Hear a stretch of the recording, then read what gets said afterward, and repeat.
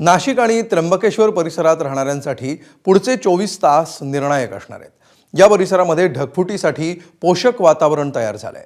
त्यामुळे मंगळवारी या परिसरामध्ये अतिमुसळधार पावसाचा इशारा देण्यात आलाय। प्रशासनाने नेमकी काय तयारी केली आहे आणि नागरिकांना काय आवाहन केलंय याचा आढावा घेणारा हा स्पेशल रिपोर्ट। अतिशय मोठा लो प्रेशर बेल्ट हा नाशिकमध्ये त्या ठिकाणी तयार होतोय। मेजर डिप्रेशन ज्याला म्हणतात ते तयार होत आहे। नाशिक आणि त्र्यंबकेश्वरचा मधला भाग आहे, या भागामध्ये ढगफुटी उद्या संभावित आहे।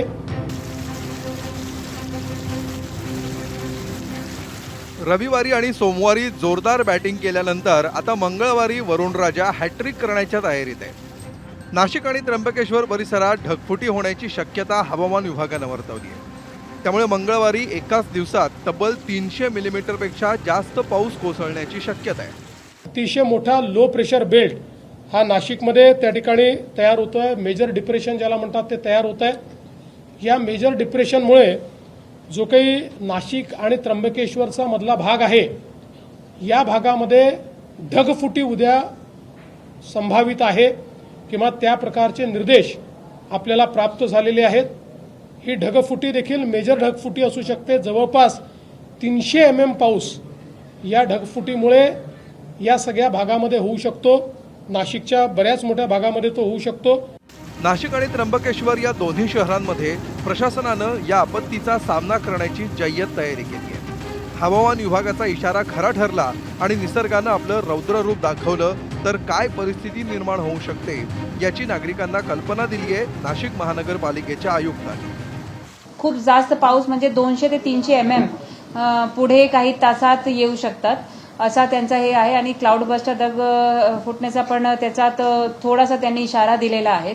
तर त्याप्रमाणे जर तुम्ही पाहिला तर नाशिक आणि त्र्यंबक या क्षेत्रात त्यांनी दिलाय। नाशिक म्हणजे नाशिक शहराजवळचा जे त्र्यंबककडचा भाग आहे तिथे खूप जास्त पाऊस होऊ शकते आणि त्याचा इमिजिएट इम्पॅक्ट आपल्यावर पण येईल। आपल्याकडे पण तो तसा रेड अलर्टच त्यांनी जाहीर केलेला आहे। नाशिक आणि त्र्यंबकेश्वर या शहरांप्रमाणे ग्रामीण भागालाही मंगळवारसाठी रेड अलर्ट जारी करण्यात आला आहे। या परिसरात ढगफुटी होण्याचा इशारा देण्यात आला असून नाशिक आणि त्र्यंबकेश्वर मधील सर्व तालुक्यांमध्ये सावधगिरी बाळगण्याचा सल्ला देण्यात आला आहे।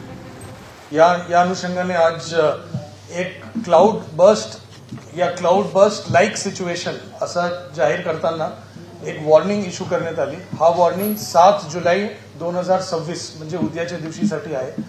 या अनुषंगाने आपल्याला पूर्ण तयारी करण्याची सूचना देण्यात आलेली आहे। मोठ्या प्रमाणात पाऊस पडण्याची शक्यता, त्याच्याशिवाय आपले नाशिक तालुका, पेठ तालुका, दिंडोरी तालुका आणि जो पूर्ण आपला पश्चिम पट्टा आहे त्याच्यामध्ये कळवण, त्याच्यासोबत सटाणा, बागलाण या सर्व तालुक्यामध्ये पण पाऊस मोठ्या प्रमाणात पडणार आहे। मंगळवारी संभाव्य ढगफुटीचा धोका लक्षात घेऊन 5ही तालुक्यातील शाळा आणि महाविद्यालयांना सुट्टी ही जाहीर करण्यात आली आहे।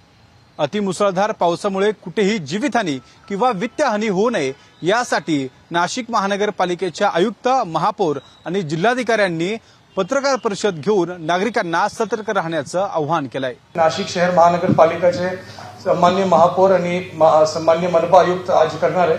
परंतु नाशिक शहर वगळून जो उर्वरित ग्रामीण भाग आहे, नाशिक तालुक्याचे इगतपुरी तालुका आणि त्र्यंबकेश्वर तालुका, या 3 तालुक्यामध्ये सर्व जो आठवडी बाजार असेल, शाळा असेल, कॉलेजेस असेल, या सगळ्या उद्याच्या दिवशी बंद राहणार आहे। अँब्युलन्सेस असेल, शासकीय कर्मचारी आणि अधिकारी असेल, सगळेजण फील्डवर येणार आहे। त्याच्यासोबत JCB या पोकलँड जो आपले अर्थ मुव्हर्स असतो त्यांचे आपण रिक्विजिशन विथ लेबर आपण केलेलं आहे।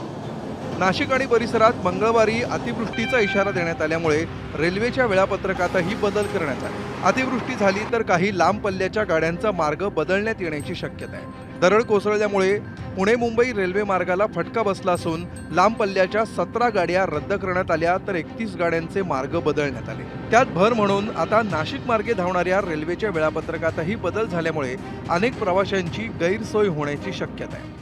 30 गाड्यांचा मार्ग हा देखील बदलण्यात आलेला आहे। याच्यामध्ये जे बदललेला मार्ग आहे तो कल्याणवरनं लोणावळा जाण्याच्या ऐवजी कल्याण, कसारा, इगतपुरी, नाशिक, मनमाड आणि त्यानंतर मनमाडहून अहिल्यानगरवरनं दौंड या मार्गे या गाड्या चालवण्यात येणार आहेत। याशिवाय आपण 17 गाड्या या शॉर्ट टर्मिनेट विविध स्थानकावरती केलेल्या आहेत, ज्याच्यामध्ये लोणावळा असू द्यात, पुणा असू द्यात, त्याच्यानंतर चिंचवड असू द्यात, खडकी असू द्यात अशा स्थानकावरती या गाड्या शॉर्ट टर्मिनेट करण्यात आलेल्या आहेत. प्रवाशांना कुठल्याही प्रकारची अडचण होणार नाही याचा आपण प्रयत्न करू.